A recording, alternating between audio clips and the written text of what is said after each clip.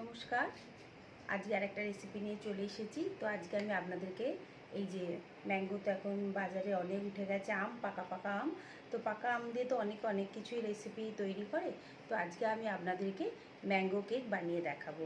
খুবই সহজ পদ্ধতিতে দেখাবো, আর সেটা গ্যাসের মধ্যেই দেখাবো। যে আমাদের ওটিজি লাগবে সেরকম কোনো ব্যাপার নয়, গ্যাসের মধ্যে আপনারা এই ম্যাঙ্গো কেকটা বানাতে পারবেন।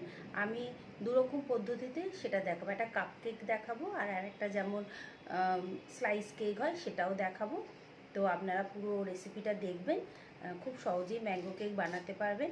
আর আরেকটা বিশেষ হচ্ছে, এই কেকটা বানাতে আপনাদের বেকিং পাউডারও লাগবে না, বেকিং সোডাও লাগবে না।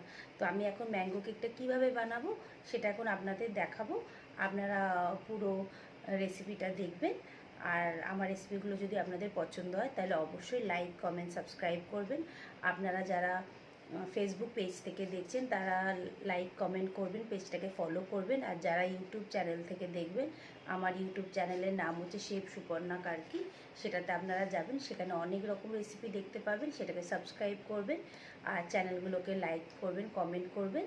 তো চলুন, এখন আর বেশি কথা না বাড়িয়ে তাড়াতাড়ি করে আপনাদেরকে ম্যাঙ্গো কেকটা বানিয়ে এখন দেখাচ্ছি।